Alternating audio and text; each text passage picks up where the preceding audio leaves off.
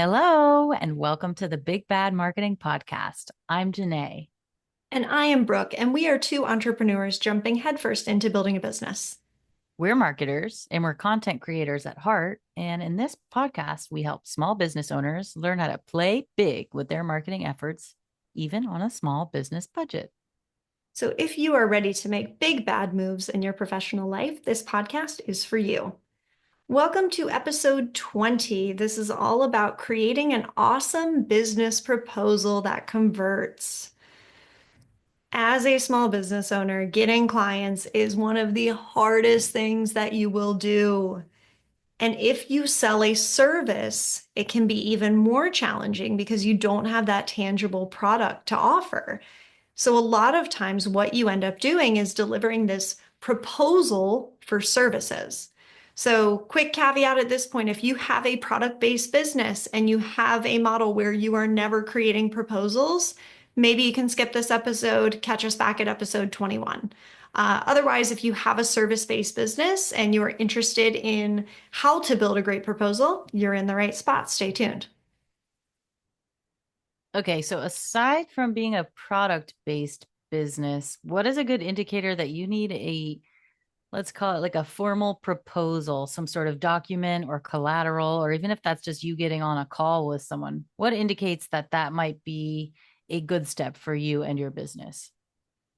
Yeah, I'd say generally if you are building more custom services for someone, so if you have an out of the box thing, like say a course, and you are selling that course to people, it is very nicely packaged. You probably have a landing page or something on your website that shows people exactly what they can expect, and then you give them a way to buy it.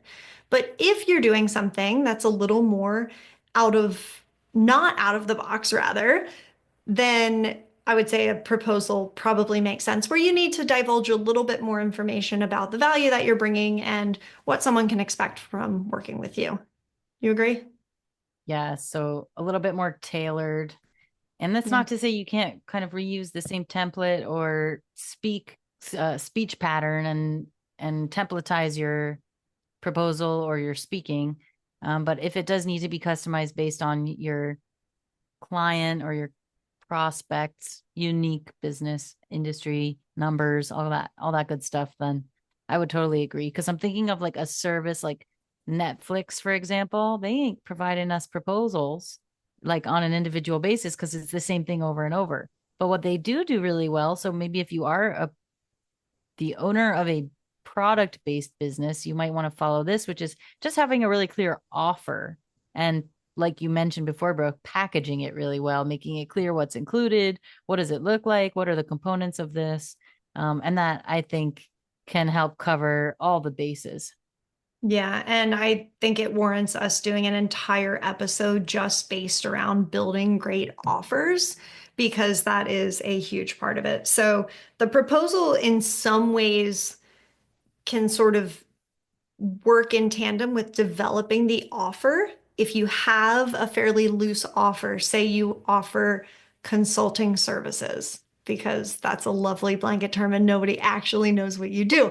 So then your proposal is your way to say, well, here's a bit more tangibly what we're going to do in this engagement. If you decide to work with me, here's sort of setting some expectations. So Janae, kind of where might we start when we think about, okay, I just talked to this customer, they're interested in working with me, and they asked for a proposal. Where's my head next? Yeah, so that's where that offer piece is really going to come into play. And even if you are updating the offer every time you create the proposal, this right now, that customer you just hung up with, this is the time to go distill your conversation, pull out all of the relevant pieces, and figure out what is this proposal actually for, right? So, in the case of big bad marketing, sometimes we're creating proposals to help people update their website specifically. Other times they want a blog, they want a whole marketing strategy, they want a complete package. So, after we get a feel of what it is they need and what they want, that's when we decipher the nuts and bolts and say, okay, this proposal is going to be specific for these items, only this, and we're not going to add in all this other stuff or tell them about anything else. We're going to tell them what they are actually looking for and how we're going to provide it. And just And going back to my time at, corporate land in various capacities and thinking about some of the sales processes and some of the proposals that I've seen. And that point you made is so critical because in many of these instances, the proposal started with the client's ask.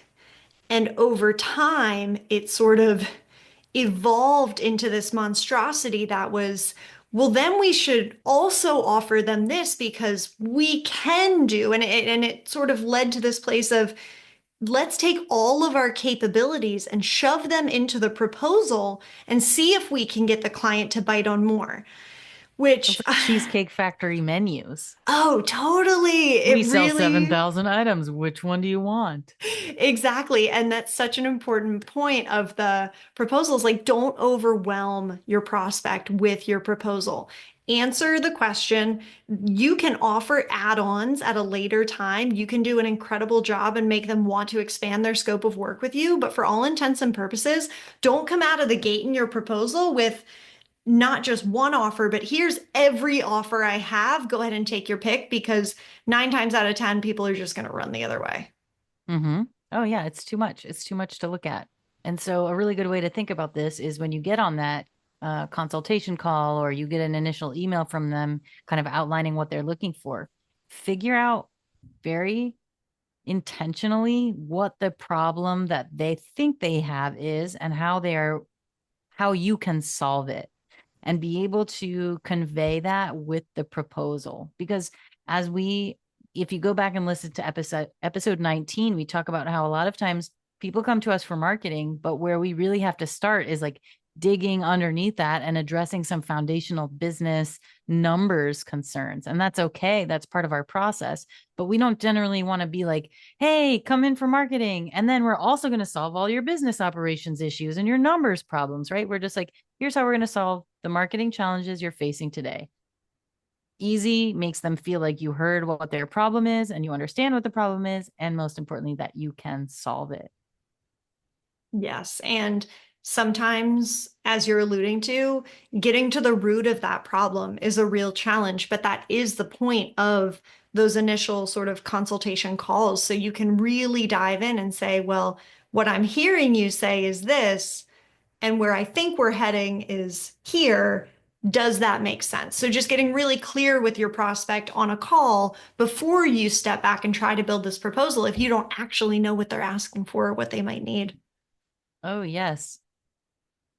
So there are so many rabbit holes to this and so many caveats that are relevant. So it's going to be a matter of really listening, being really present when you're on with a client, understanding all of that, and then being able to mimic it back to them in a meaningful way while still promoting your professional recommendation. And a great one liner that I learned from you, Brooke, is if I were running your company, here's what I would recommend. Here's what I would do. And that helps your client feel at ease. Like you're really listening to them and you're not just trying to push 7,000 items on them and have them pick whatever because you'll do anything for their money, right? It's like, this is the way I would professionally recommend you handle it. And this is how I would handle it if I were you. Yeah, and that's a great way to build trust too. When people feel like you're handling their business like you would handle your own, it's like, oh, okay, I can trust that what this person says to me is not going to be a massive oversell, but is going to be appropriate for where my business is. Mm-hmm. Mm-hmm. And up above only knows all of the things we've seen in agency land where it is the opposite of that. And it's not the trust piece, but the just sell them everything you can. Later we'll figure out either how we're going to deliver that or if they even need it. And I think that is what created such a shift for you and I both to get out of that situation of like, we want to do things that are really going to make a change and help people. And this is how. It's not just selling them everything that you have on your menu. Yeah, and there's a point there I do want to tease out real quick is the idea of selling things that maybe you don't even offer. And this was really popular in agency land of, we'll sell it on the front end. And kind of the directive was sell whatever you can, and then the execution team will handle delivering that later.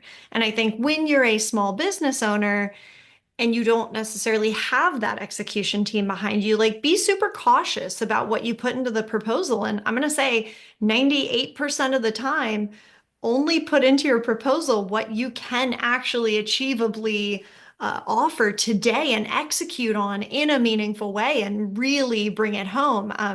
Don't invent things that you would love to do eventually that you don't actually have today, because that can lead us to a really bad, dark place of, taking all that trust that we've established and completely burying it when the client realizes that we are full of it. Oh, yes. And then also your numbers. You mess up your numbers. You can't actually deliver a thing in a reasonable way because you didn't calculate that when you promised it. So you got to think through the end in the beginning. That's one of our mottos here.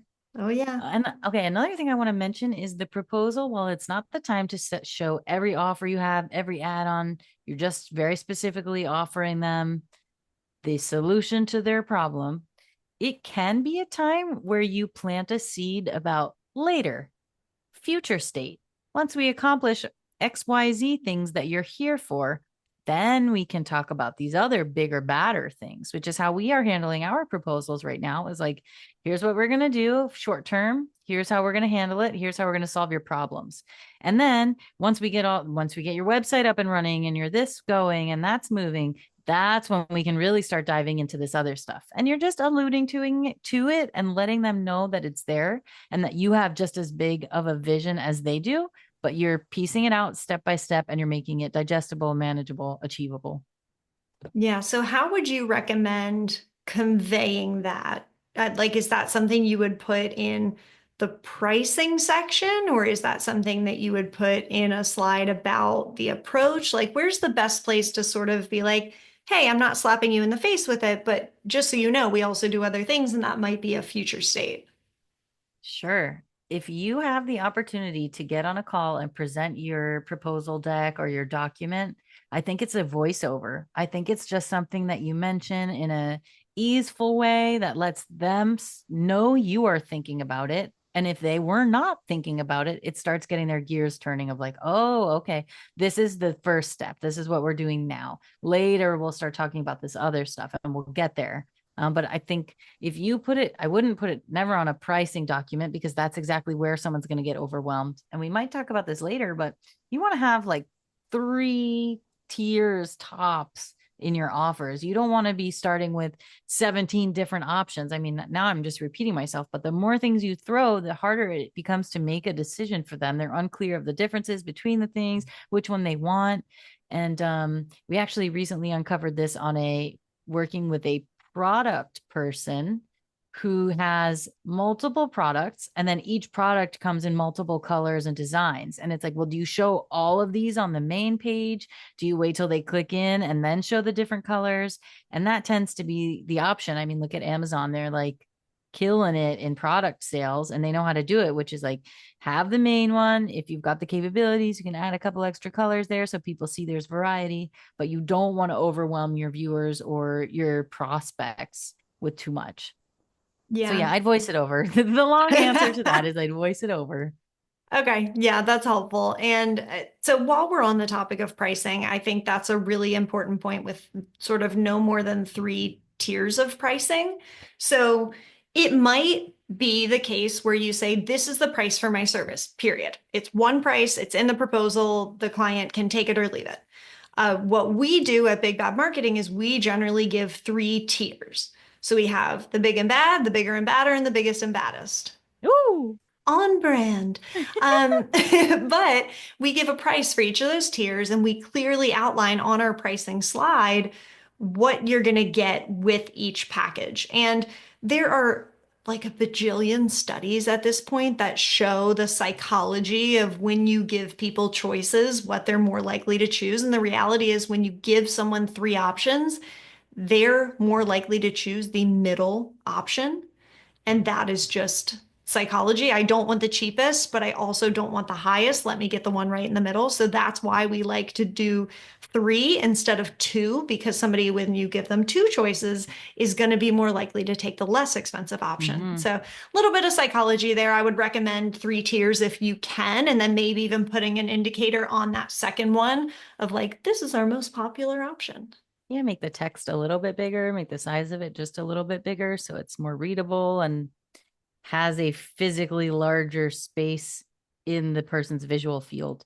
Mhm.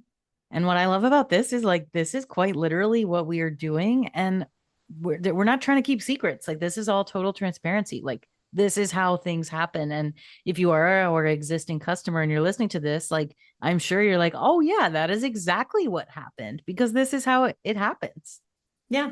And it's not, uh, again, like we've talked about in our episode on competitive intelligence, like it's not cheating. You're not like cheating the system by learning these tricks of the trade. Like this is the reality of what people are doing. So if you have the option on pricing, and do 3 tiers, and we're always in favor of price transparency. Always be prepared to back it up with why you're pricing something in the way that you are, especially if you hop on that conversation with the customer and they say something like, well, I was interested in the highest price package, but I just can't justify why it's that much. Like, be ready, have your response of, Mm-hmm. well, that's because we put so much into ABC that comes in that package. And that's really where our time and effort is going. And that's going to bring the most valuable, value for your business. So just be prepared. Oh, yeah. And this is go back and listen to episode 19. We talk through a lot of business numbers. And if you don't yet have your numbers worked out for pricing your products and services, which probably can be a whole episode in itself, tag that along with helping people like map out offers. But you want to be able to price things in a way that's going to make sense for everybody. And you're also go back and listen to our episode, like you said, on competitive intelligence. Check out what other competitors are charging for similar services, right? Like, you don't typically want to be the low ball offer unless you're planning on offering a really low quality product or you're skimping out on something, right? So there's a lot of data to drive your decisions, your pricing models, all of this. It's not nonsense. It's not the people who just got in business and started making up prices and being like, yeah, this costs $5. Like, no, it's very methodical. And if you take the time and put the effort into taking these steps, you're going to be so far ahead of the game compared with a lot of people who are not even able to get past year one because they didn't do these things. Yes. And completely agree. Separate episode on pricing. And we'll talk about all the things that you can do with pricing your products and strategies for that. So when we think about the proposal, I think timelines are another super important aspect. Can you talk about that a little bit? Sure. So timelines are going to depend greatly based on what your product and service is, the kind of problem that it's solving. So I'm going to continue on with us as an example because it's just so front of mind. But when we start the cycle, it takes us some time to gather information and then distill that and turn it into a digital format or a visual format that we can share with someone. So in an ideal world, we send it to them, they look it over, and then we get on a call and discuss the proposal, answer any of their questions, run through it. This is the time where you can voice over the little seedlings that you're planting for future states. And that might take anywhere from 1 week to 3 weeks. So you have to consider this against the resources of time and money that you have to get the proposal done. And if you have ongoing day to day business you've got to take care of, keep that in mind and don't overpromise a proposal tomorrow when you've got 17 deliverables due tomorrow. And then in other examples, right? So I think I've mentioned before a roofing company, like that proposal is going to take a little bit more time and effort on the front end. Maybe you have to go and take measurements and build out the speculations and get price quotes on the materials that you're going to use, and that might take a longer time. And then you have on the other side of the timeline not only to present the proposal, but also how long your customer is going to need to think about it. So that's going to vary again based on your industry, what you're selling, and the price point as well. Because if you're selling something that's low cost, they might be more quick to make a purchase, and that's fine. Where if it's a big ticket item, they might want to take some more time to think about it. So some of these things are going to take a few weeks, a few days, and then others are going to take a few months. And then another key to focus on as you're building up the timelines is to understand the length of your contract.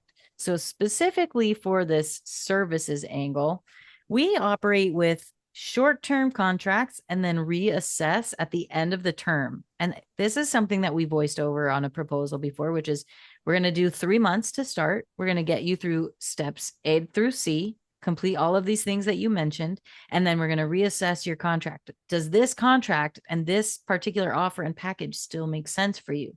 Is it still the right price point? If not, we'll change it, we'll adjust, and then we'll make it the right one to go forward. But we sort of set that as a baseline when we start, so that if we get to the 3 months and we're like, hey, we're hemorrhaging money, this doesn't make sense, we're putting a lot of effort in and it's not, jiving with this particular business model, we can say, hey, we have to change this contract. And then they can decide, hey, this doesn't work for me anymore, or great, I'd love to hear your next proposal and see how we can get where we want to be.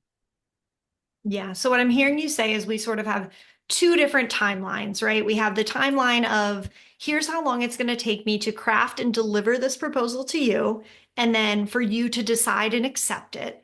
And then separately within that proposal, sort of here's the timeline for the execution of the services that we're talking about. So, yeah, I think on the front end, I rarely will promise a proposal within like a week because I always want to give myself enough time to sort of sit back and noodle on it after that initial conversation and figure out what really needs to be done. So totally agree with that there. And then, yeah, in your proposal, just make sure that you're really clear on, hey, this engagement lasts X amount of time so that they know going into it.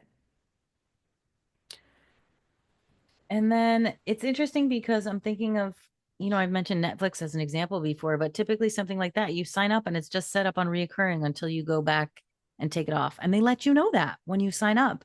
And for us, I'm like, oh, it's great that we offer this in a more short-term contract and we'll reassess, because think about when you're buying a car, you're taking a lot more time to make that decision, or a house, right? You're really thinking about it. So you're not ready just tomorrow to be like, great, sign me up.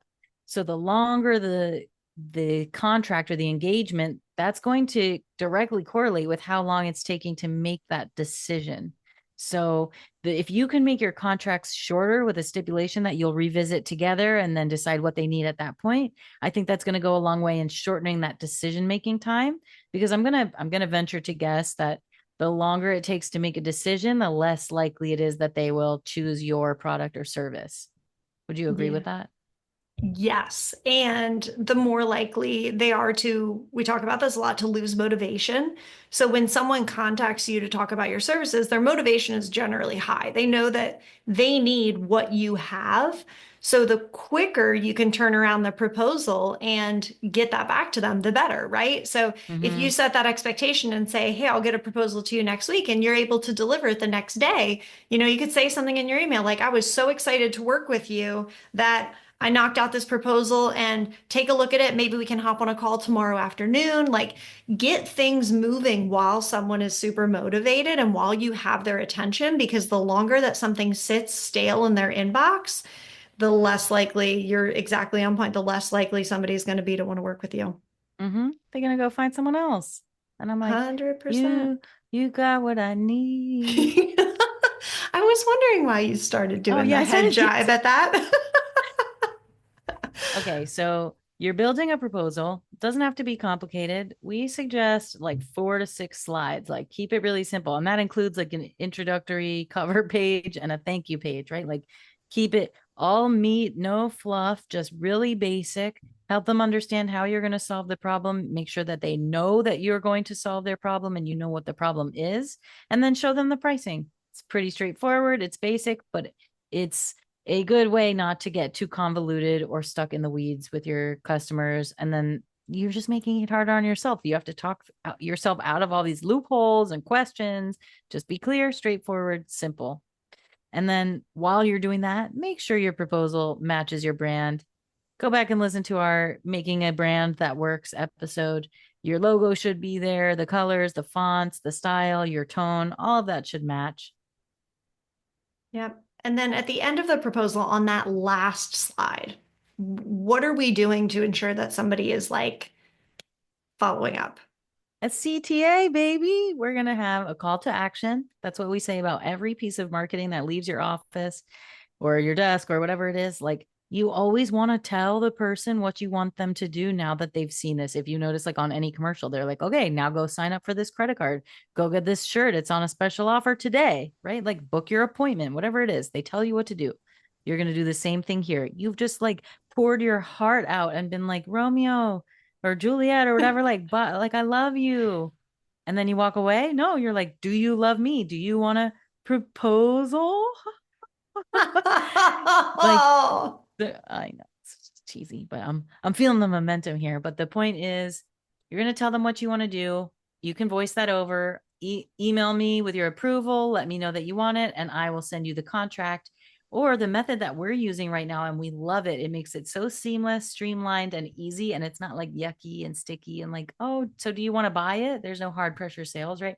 We just send you a pre-populated automated proposal using a tool. We like to use Honeybook, and it sets them up to open the contract and review it. The proposal can be in there if you want to. And then guess what? It says, sign this contract and then pay. Then you get their money right away. There's no more thinking about it. They're in. Yeah, make it as easy as possible for your prospect to say yes to your proposal. Don't put up any unnecessary roadblocks. Let them say yes, and then let them give you their money. And go back to our episode on invoicing for more about that. Yes, it's huge in this, especially in a digital world, is make it as easy as possible for them to give you money. And I don't mean like give you money and then you can't even deliver the thing, but make this process once they're in agreement and you know you could deliver it, make it so easy for them to hand that over. I'm thinking of airlines. I don't know if you've seen this recently, but they used to ask you to put your passport information in when you go to purchase your international ticket.